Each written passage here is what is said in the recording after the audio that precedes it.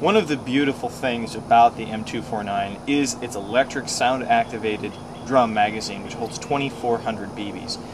The beauty of this machine is that it pushes BBs into the queue, the BB queue, without you having to do a thing. So winding is not going to occur, at least not using the electric box mag on the M249. Let's show you what we mean. Take a look at this coil right here. It's the one farthest forward, closest to the muzzle of the gun. Watch what happens when we pull the trigger.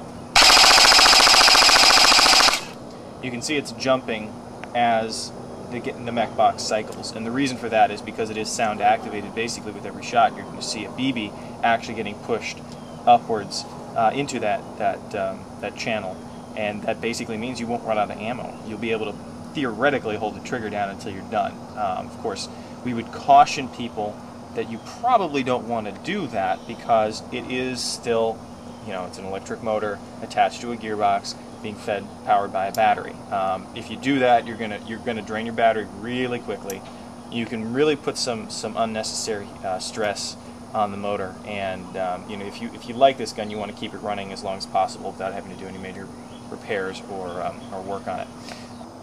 So here we have a battle-hardened M4 magazine, and of course this is one of the most common magazines to find in the airsoft world. And it really, in our opinion, was incredibly smart of A&K to follow both the real design of the real steel M249 in its ability to take M4 magazines in a pinch, and of course from an airsoft perspective, it's really handy because obviously sometimes things go wrong with with the drum mag, or they will go wrong. It's an electronic part. We haven't had any problems with it. I want to stress that right now. We've put the drum mag through a good 7,500 BBs without a single jam, which in our opinion is excellent. But should we have a problem, should we forget batteries, something happens to it, you've got an easy solution right here. You just slap it in. Of course, you want to make sure it's wound. Kind of gives it a World War II era LMG look with the magazine coming off the side like that, and you're ready to fire. It feeds perfectly. It's a good way to test. If you have some speed issues, for example with the drum magazine, we'll slap in a spring-powered one just to make sure that the issue is either with the drum mag or elsewhere. So far, the only real problem as far as jamming goes that has occurred with the drum magazine involved BBs that are actually left. You see all those BBs drop out. Usually there's at least one, there you go.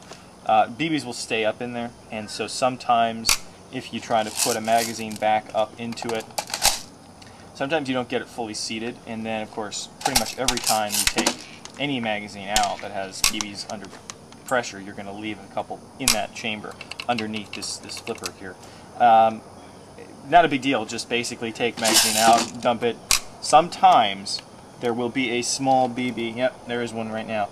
For some reason, there's a little nook. It's right up in there. Even if you open this up and you dump it, sometimes it doesn't even get it out. And that sometimes can cause problems with failure to fully seat the magazine, failure to fully engage into the feed port. So just be aware of that. Not a huge deal. During the skirmishes, like I said, we did have one situation where BBs were not being fed through, and it appeared to be due to that. Also, be aware that the box or the drum magazine itself can actually, once in a while, have that little slider switch that will be thrown off. So remember, your middle function, your middle setting is off. Auto, and of course just here keep winding, and then sound is all the way towards the feed panel or the battery access panel. So just be aware of that. There also appears to be a 1/8 inch jack port here. This is possibly for a manual engagement switch. We haven't used it, we haven't tried it, we haven't seen anything in the material about it, but that's just my suspicion. We can't figure out why else it would be there. It's not likely a power port, so we will probably test that in future. This is really a cool gun. There are some serious intimidation factors using this. We found just walking in the field, people were looking at us with a different light, and generally speaking, they don't. I mean, usually when we play, we're just like any other player with an M4 or G36, but with this thing, you really get a wow factor to it. And even if it's not legitimate, people fear you more when you're playing. It just seems to be a feature of this gun. So if nothing more, your 250 bucks buys you one heck of a good gun, an excellent drum magazine, and it buys you intimidation factor that really just, I mean, you can't put a price on that. As far as the gun itself, with a couple of modifications, this thing could totally own the field. You may have noticed in the shots of the downrange, basically, you may have noticed groupings that were pretty loose, and that's true. This gun's accuracy is not really, it's actually slightly below average at range, although its maximum effective range is greater than most. Its groupings are a lot looser. You know, some look at it as sort of a tribute to the real steel, which is probably less accurate than your average M4 variant, but you can easily fix that. A tight bore barrel, which is so easy to drop in. You saw us take out the inner barrel in the quality report. It's just a matter of pushing this lever and popping off the outer barrel. You could slap in a tight bore barrel, and you could really increase, you know, your groupings and probably give yourself even more effective range. What you saw on the video was 100 feet and 125 feet. BBs, though, were going past the 150 foot mark, not very accurately, and they were dropping at that point, but you could reach out and touch people at that range. Also, the battery connections on the inside could use some upgrading.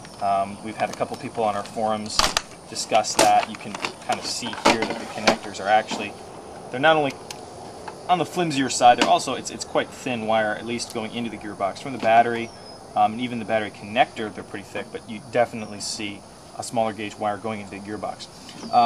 We've heard that Dean's connectors can really improve the accuracy. We want to thank Hooligan on our forum for that suggestion on the M249, and you know, we've heard that elsewhere on the web, as you know, so it's been verified. Simple, cheap upgrade, definitely worth it. Something we're going to be doing in the future. The mech box cycles at a pretty decent rate of fire. It's giving us about 16 BBs per second, which is a little above the average, which, you know, we found to be somewhere in the 14 to 15 per second range. In conclusion, this is probably one of the best guns that we've tested as far as, you know, mid-price AEGs go. Your money buys you a lot, and we wholeheartedly recommend it. We haven't had this much fun with an airsoft gun in a long time, so that should hopefully tell you something. We want to thank you for watching. This has been another Airsoft Reports presentation, and if you're interested, take a look at our website. We have some pretty good forum posts on upgrades, maintenance, frequently asked questions, things like that, and we've just started the new Airsoft Reports blog, where you can find all sorts of good news on pretty much everything airsoft. Our head moderator, Sergeant Hartwig, frequents that quite a lot, so you should see all sorts of up-to-date news. So check it out, and good seeing you. Thanks for watching.